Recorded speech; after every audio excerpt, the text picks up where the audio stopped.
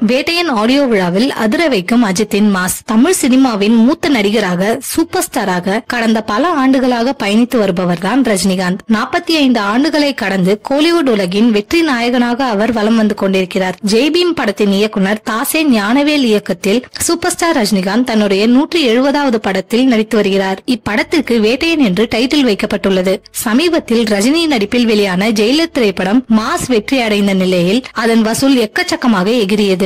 Pan India நடிகர்கள் நடித்திருந்ததால் இந்த படம் இந்திய அளவில் நல்ல வசூலை பெற்றது. இதனைத் தொடர்ந்து ரஜினிகாந்த் நடிப்பில் அடுத்து வெளிவர உள்ள தலைவர் 170 படம் ரசிகர்கள் மனதில் பெரும் எதிர்பார்ப்பை உருவாகியுள்ளது. குறிப்பாக ஜெய்பீம் படத்தின் இயக்குனர் தாசே ஞானவேல் தலைவர் 170வது படத்தை எழுதி இயக்குவதால் இப்படத்தின் கதை எப்படிப்பட்டதாக இருக்கும் என பெரும் எதிர்பார்ப்பு எழுந்துள்ளது. இதனைத் தொடர்ந்து படத்தை தயாரிக்கும் லைகா நிறுவனம் தொடர்ந்து சில நாட்களாக படக்குழுவினர் குறித்த அப்டேட்டுகளை வெளியானது. இந்த படத்தின் படப்பிடிப்பு முடிந்த நிலையில் சமீபத்தில் இமயமலை சென்று வந்தார். இதையடுத்து பிரதமர் பதவியேற்பு விழாவிலும் பங்கேற்று அடுத்த படமான லோகேஷின் கூலி பட பணிகளையும் துவங்கியுள்ளார். இந்த சூழலில் வேட்டையன் திரைப்படம் வருகின்ற அக்டோபர் மாதம் 10ஆம் தேதி வெளியாக உள்ள நிலையில் அதன் சேட்டலைட் உரிமத்தை பிரபல சன் நிறுவனம் பெற்றுள்ளதாகவும் அதேபோல வேட்டையன் திரைப்படத்தின் டிஜிட்டல் உரிமத்தை அமேசான் பிரைம் நிறுவனம் பெற்றுள்ளதாகவும் தற்போது தகவல் வெளியாகியுள்ளது. விரைவில் வேட்டையன் ஆடியோ விழா நடக்க இருக்கிறதாம். பொதுவாக எந்த சினிமா நிகழ்ச்சி நடந்தாலுமே அஜித்தின் பெயரை யார் சொன்னாலுமே அந்த அரங்கமே